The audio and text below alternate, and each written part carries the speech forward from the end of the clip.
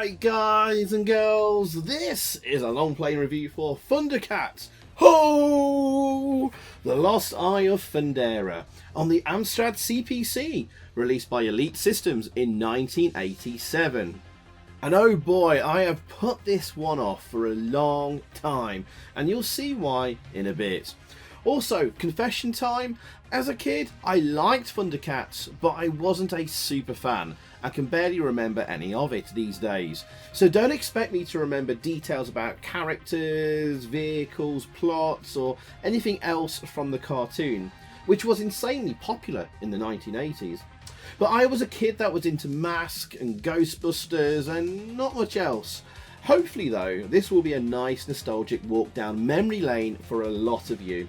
However, for me, this was a painful experience to beat this bloody game. Anyway, so just for those of you that don't know what ThunderCats is, if you've been living under a rock, well, it was an extremely popular 1980s cartoon that debuted in 1985 that followed the adventures of Lion-O, Panthro, Tigra, Chitara, Snarf and other cat-like humanoid aliens on the planet Third Earth, arriving there after their home planet Thundera died. There they battled the evil Mumm-Ra, with Lion-O leading the pack. And it ran for 4 seasons of 130 episodes until 1989, before returning with a reboot in 2011 that was actually, for once with one of these things, quite well received, quite decent. However, it struggled for viewers and was cancelled after 1 season. Another attempt to revive the franchise appeared very recently in 2020, however it was savaged by fans and critics, not helped by its Teen Titans Go style look, and was quietly cancelled after 1 season. So anyway, let's get the game booted up and running, and let's have a look at the loading screen. Yeah, quite nice.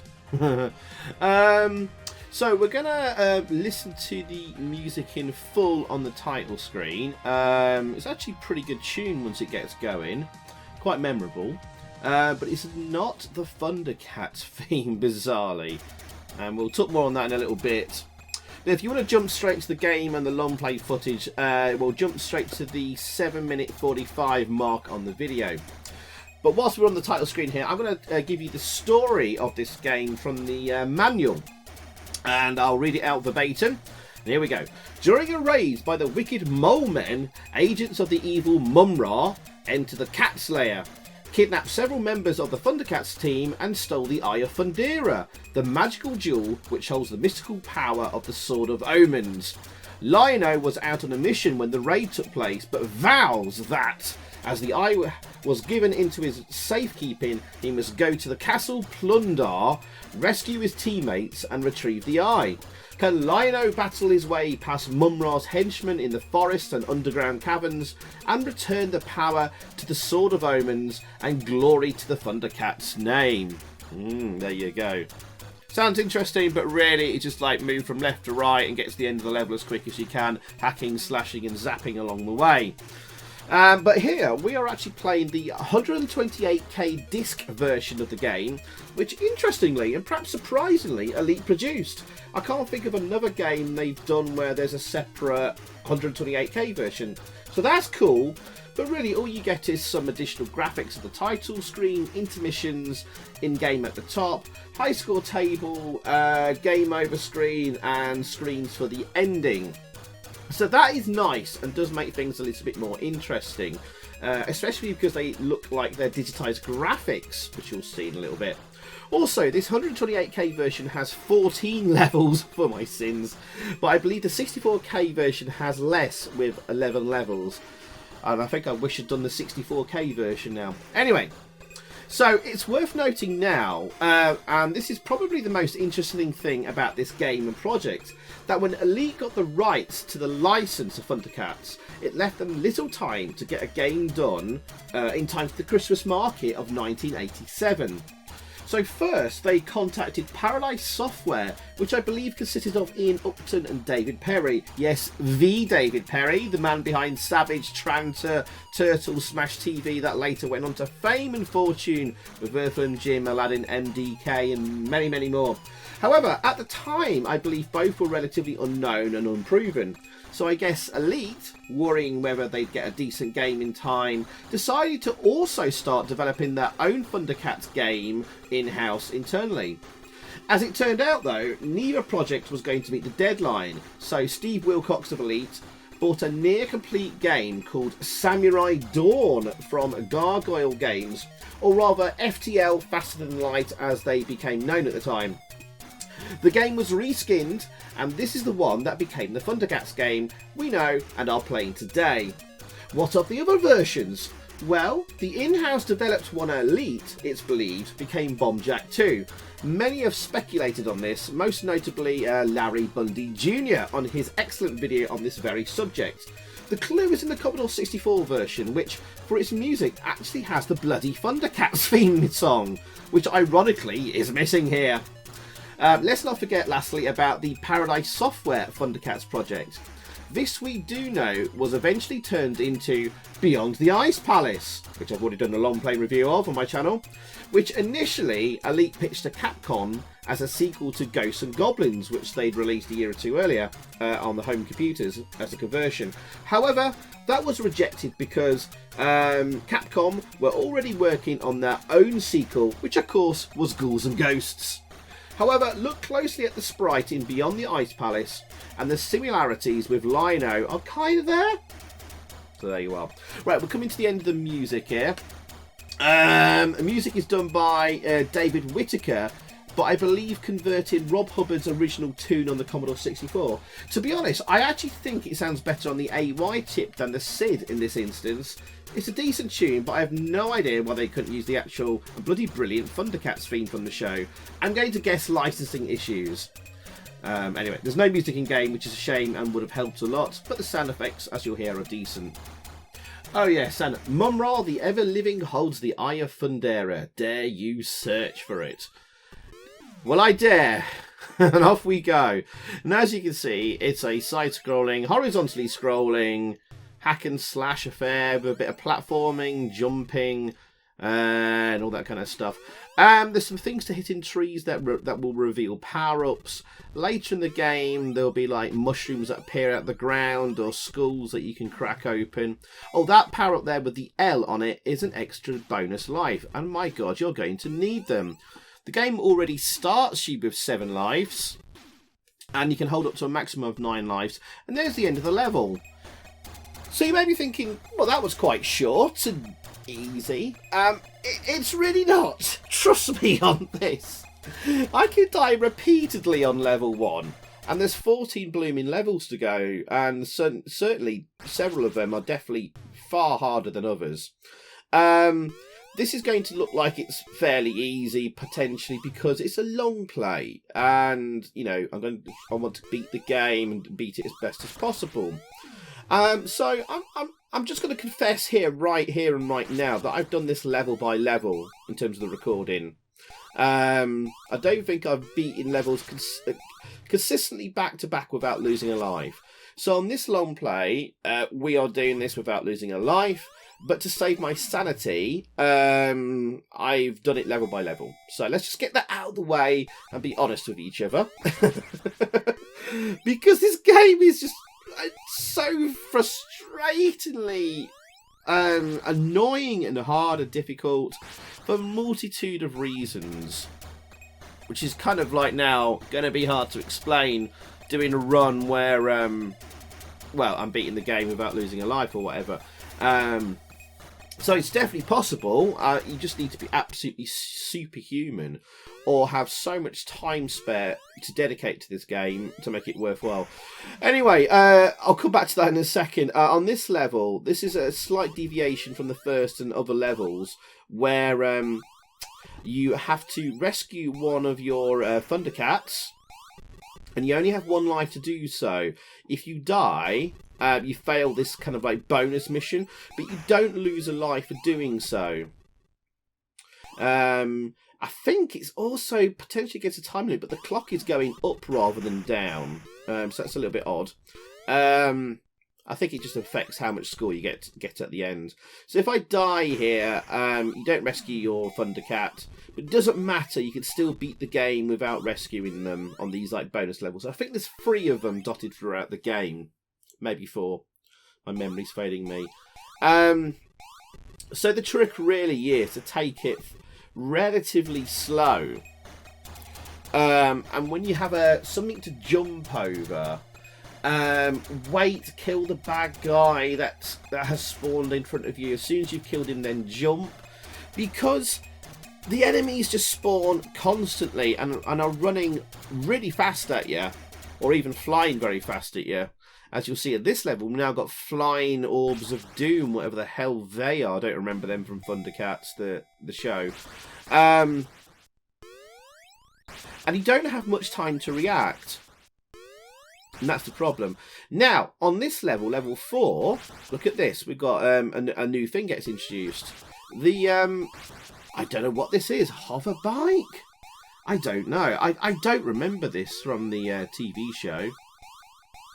Anyway, I had a look on Google, and the nearest I could find was the Thunderclaw vehicle, which kind of looks vaguely like it, maybe?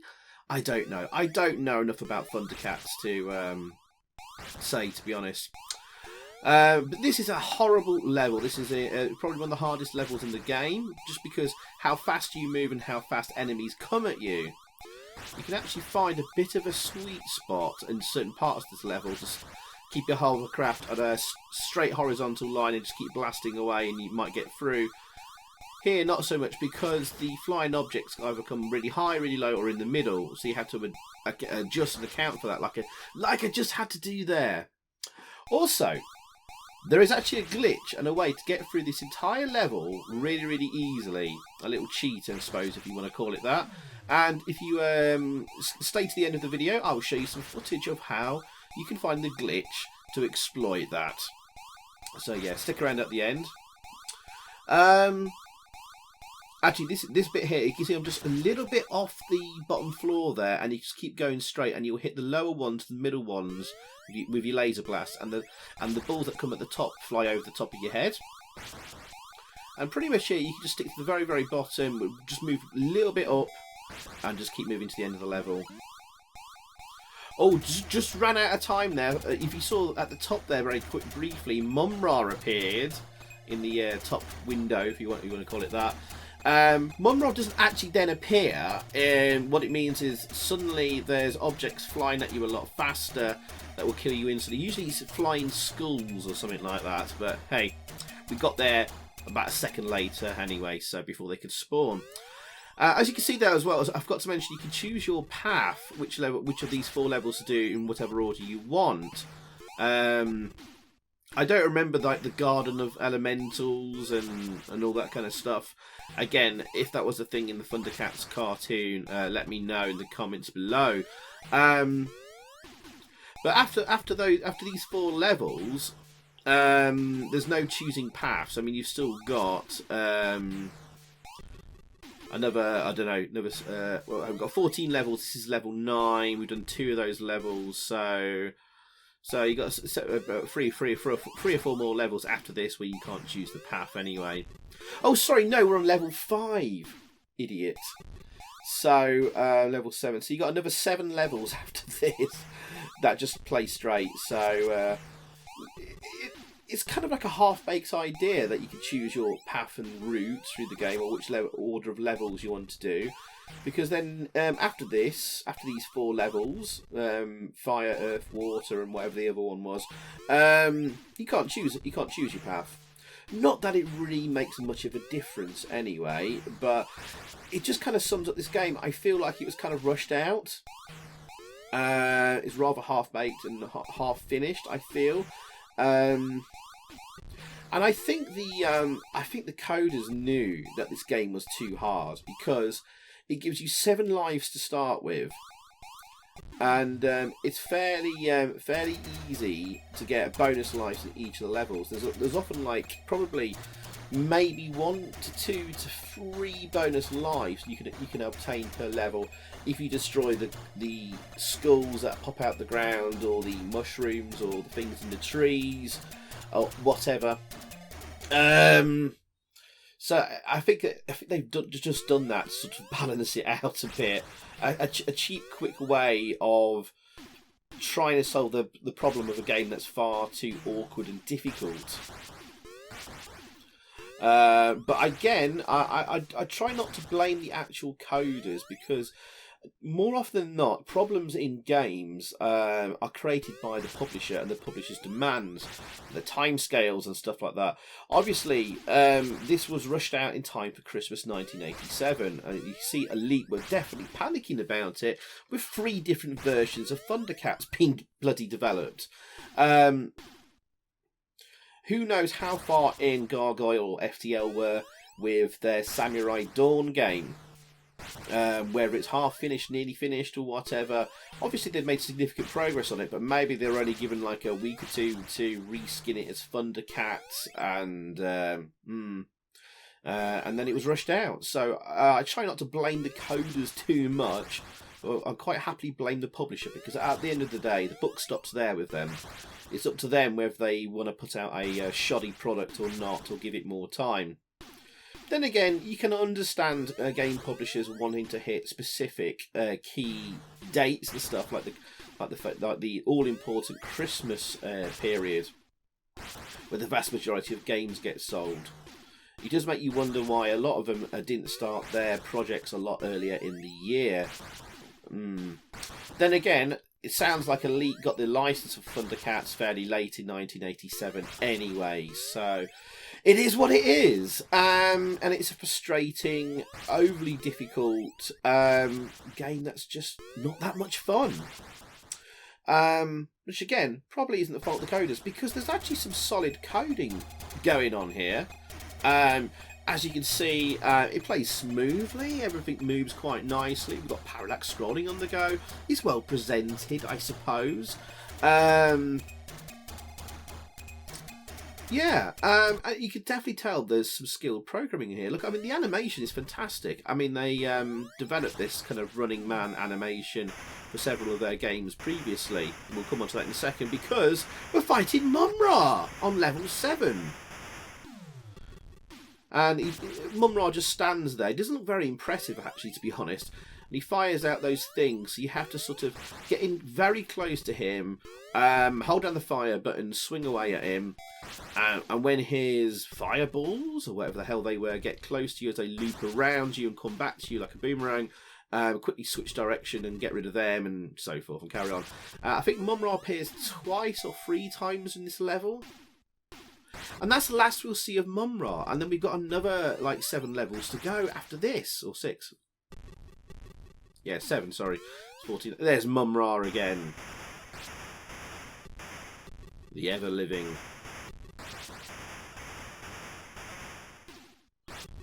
Thank God you can actually hold down the fire button and swing away. One particular version of this game doesn't allow you to do that, and I want you to remember that before we start talking about other conversions of the game and how they compare to the Amstrad one. Yeah, yes, one important version doesn't allow you to do that. You have to keep hammering the fire button, and there's like maybe a bit of lag between firing. Anyway, thank God you can do this on the Amstrad version. Right, and we've reached the end of the level there. Right, what else are we going to talk about? Well, let's talk about the coders of the game. So, as mentioned earlier, the coding and graphics were done by Gargoyle Games.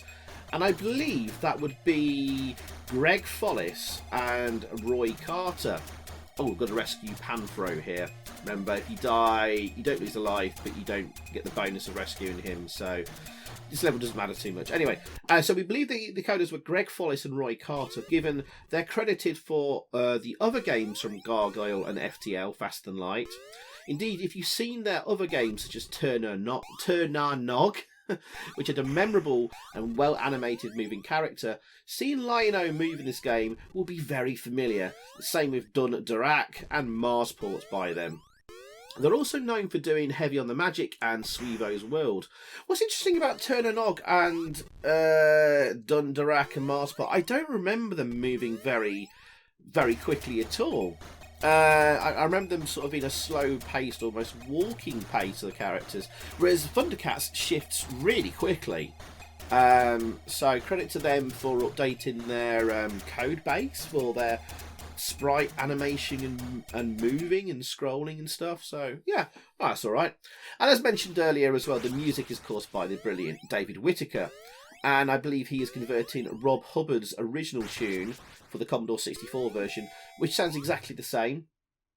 But to be honest, as I said earlier, I actually think it sounds better on the AY chip than the SID in this instance.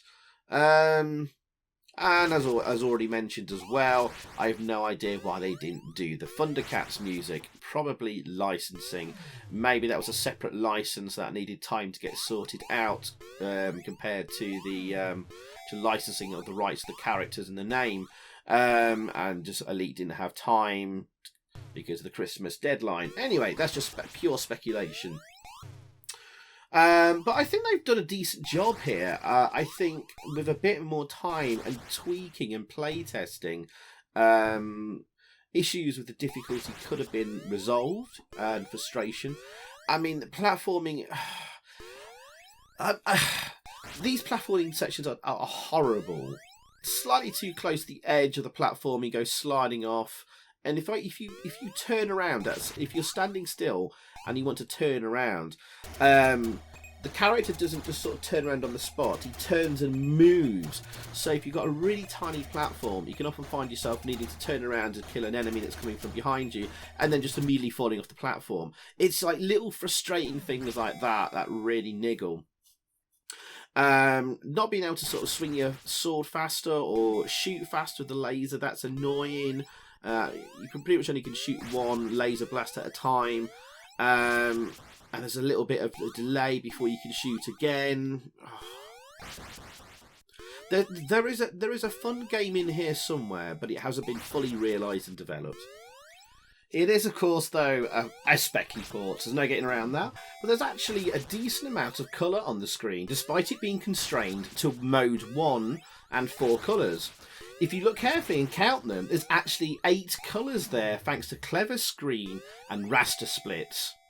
So, well done there. That's good coding.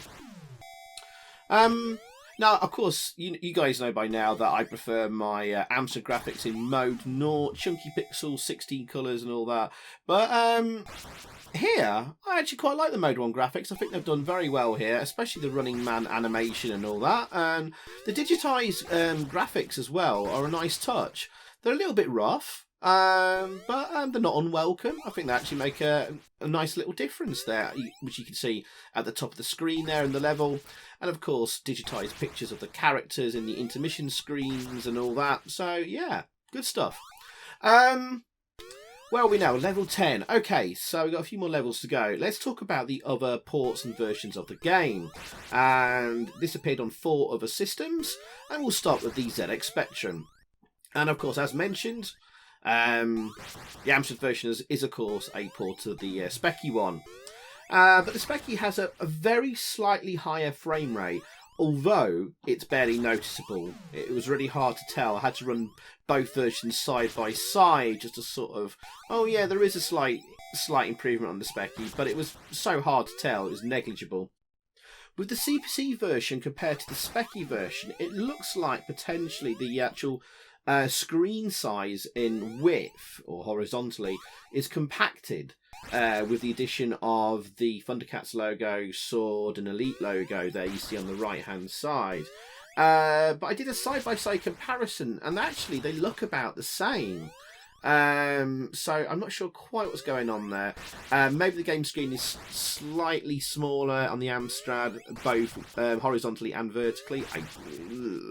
I'd have to put them both on real hardware monitors and stuff to see the difference. But you get the same sort of game real estate on the screen on the Amstrad and the Spectrum. It doesn't chop off a chunk, which would be very, very important here, because in my opinion you don't see enough of the action that's coming at you. Enemies spawn very quickly from either side of the screen, giving you very little time to react. So if there's less to view, that would be a problem. But it's the same on the Amstrad and Spectrum. Graphically, the Specky doesn't seem to manage more colours on the screen than the Amstrad stuck in its 4-colour mode. The Specky can of course show more than 4 colours. But I think with the Amstrad, with its clever use of screen splits and raster splits, it seems the Amstrad manages more colours. And the sprites on the Amstrad version are coloured in too, whereas they're kind of like hollow on the Specky version.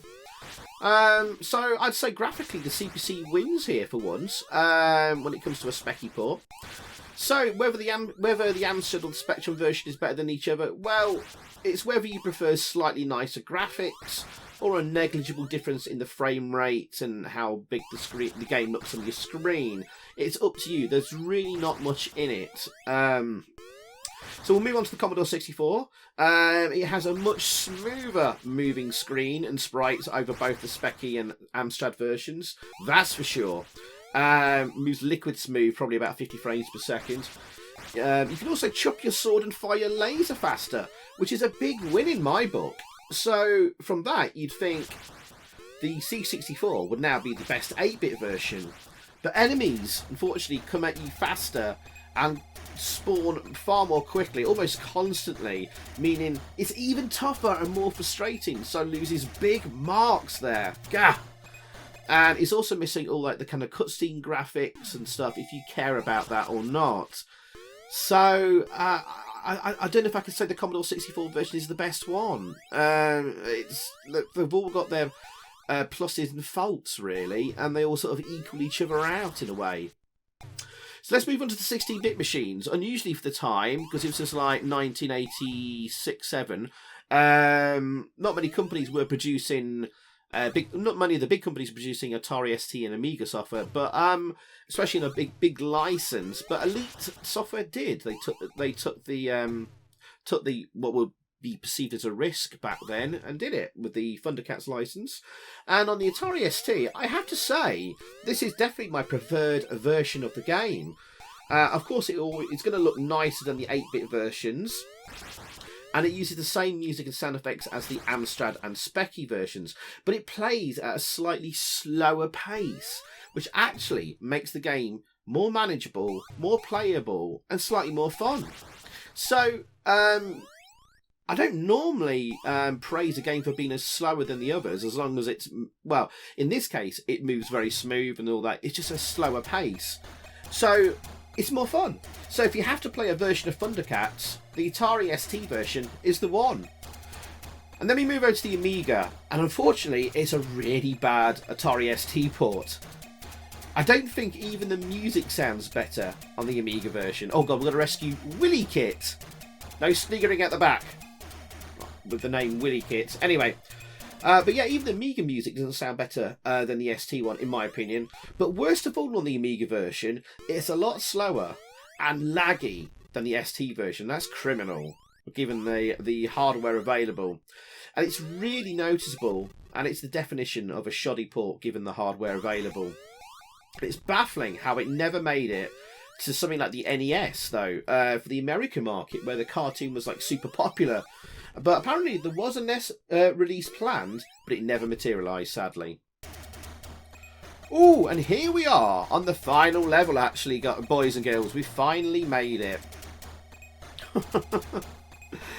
And this is an interesting one. Now, you may have spotted that there's an arrow at the bottom of the screen when you start a level, telling you where to go. Oh, here's. Now for the final battle against the forces of Mum-Ra the Ever-Living. But Mum-Ra does not appear in this level. But back to that arrow. And as we start this game up, the arrow will be pointing in the direction that you should be going, which says left. But no, you actually need to go right this time. Because you need to pick up that bloody hover bike thing, because right at the end of the level is a ledge that you can't, it's not possible to jump up to, but you can fly up to it in the hover jet thing, whatever it is, Thunderclaw. So yeah, we have to go right first, and watch out for the time limit tricking down here. And this is, of course, the hardest level in the game after level 4, which also had the bike thing. Alright, let's talk about magazine reviews. So this game was reviewed twice in Amstrad Action magazine in their December 1987 issue 27 and November 1989 issue 50. In the first review, which was of the full price release, they really liked the darn thing, calling it a first-rate hack-em-up. Although they do make a note of difficulty, and they awarded the graphics 81%, Sonics 67%, grab factor 87%, staying power 92%, with an overall AA rating of 90%. Yikes, what were they smoking? Ironically, Tranter from David Perry, who was of course working on the Paradise Software ThunderCats project that year, was also reviewed in the same issue, and they only gave that 80%. I don't know what Amstrad Action were on at the time. So when they re-reviewed it on budget in issue 50 of November 1989, they didn't quite like it as much, but still did a lot, awarding it a whopping 86%. On the same page, the excellent Paperboy conversion gets 74% from Elite. So, and despite its lack of sound, I'd rather play Paperboy for hours than another 2 minutes of this game. And there you go. Right, we're nearly at the end, and you know, for my review, whilst they, a run and hack and slash may seem initially appealing, indeed the speed of the thing initially is quite impressive. Ultimately, it doesn't really work because of the short range of your sword, how quickly enemies spawn and come at you with not being able to see sufficiently far ahead of yourself. When you do end up getting a weapon that's some kind of laser pistol, that I never remember seeing in the show but may have been, things do improve because now you can preemptively attack at range. A bit, anyway. Like we're doing here. However, it's slow to shoot, really. And there's an agonising delay between shots. And between the next laser blast you can do. There's a sufficient gap if you're moving up and down and moving fast at the same time, that you can't shoot again because the laser blast at the bottom is still going and you need to shoot the thing at the top. Anyway, I'm waffling a bit. So that too becomes frustrating. Whilst it's nice to see large, well-animated sprites. Oh, there was the wall that you couldn't get over if you weren't in the hover bike thing. And we have completed the game. I'll come back to my thoughts in a second. And there you go. No final battle with Mumra. It just says, Mumra is defeated. The Eye of Thundera is returned. We don't actually see the Eye of Thundera at the end of the game there, just on this cutscene. Which actually looks alright. Well, that kind of lino looks a little weird, maybe. I don't know. So there you go. That is ThunderCats on the Amstrad. So yes, whilst it's nice to see like large, well-animated sprites, I actually think the game would benefit from smaller sprites and be able to see more of the playing area. The game then might actually work quite well, even if it would still become rather repetitive. Trying to think of what else to say. I mean, as it stands though, ThunderCats is a horrendously and annoyingly frustrating experience. That's not fun and a wasted opportunity from such a lucrative license. There may be fans of this game out there and I can understand why, but it was a horrible experience making this long play. I made it look easy there because we've done it level by level and we've not lost a life, but my god, did this take hours and hours and hours of re-going over levels. I do wonder though if it was worth all the effort. Anyway, certainly I'm surprised I didn't end up smashing my keyboard and joystick in anger. However, it's just about competently put together. There's definitely talent and skill in the programmers, but the game hasn't really been fully realised. So you can have a 6 out of 10 from me, and I'm gritting my teeth saying that. I kind of want to put it lower, but I know there's some people that do like this game, so on the balance of things, you can have a 6 out of 10. Let me know if you agree or disagree in the comments below, of course. Honestly, I do want to rate it low, but my experience is based on beating the game and getting a video out of it rather than casually playing it like a lot of you will be doing. Definitely fans of the cartoon will feel let down and disappointed though. Alright, here we're just going to show what happens when the time runs out. There you go, 2, 1, 0. Mumra appears at the top, and after a few seconds you start getting... Wait for it. Wow, it's taking a while to appear. These flying death schools. Like, it's pretty much near impossible to avoid and destroy. And here's what happens when you die. You get sort of thrown backwards and disappear. That's a nice touch. If you fall into the water or whatever they seem drowning there, he just appears out the top of his hand briefly and then sinks down below again. Oh yeah, and you get another digitised picture on the high score screen. Again, nice touch of the digitised pictures. And there you go. That is ThunderCats on the Amstrad. So we're going to show you now footage of the level 4 glitch you can exploit on the bike, as promised earlier in the video.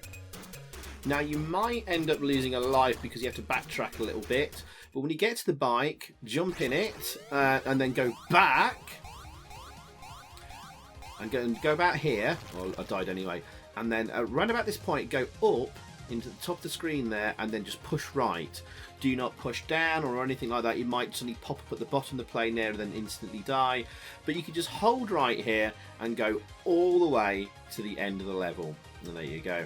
Oh, another top tip for you. Oh look, you can actually go back and forward there if you want to. I've not discovered this exploit on the other levels yet. Possibly it might be doable on the final level of the bike. I don't know. Anyway, another top tip for you: if you come to a section where an enemy is spawned like on a platform in front of you, where there's no chance of jumping past him, over him, or jumping and hitting him with your sword or laser, one thing you can do is go back. Scroll the screen off from where he was and scroll back again, and the enemy will more than likely have despawned, so then you can get past them again. So there's another top tip for you. And there you go. I think that's enough ThunderCats for now, guys. Thank you very, very, very much for watching. Don't forget to smash that subscribe button and like button and leave a comment for me. Alright, thanks guys. Take care and goodbye. So thanks for watching, guys. I hope you enjoyed that. If you did, please click a like below, leave a comment, and also subscribe if you haven't already. And over that way, there's another video for you to check out. Zypho, out.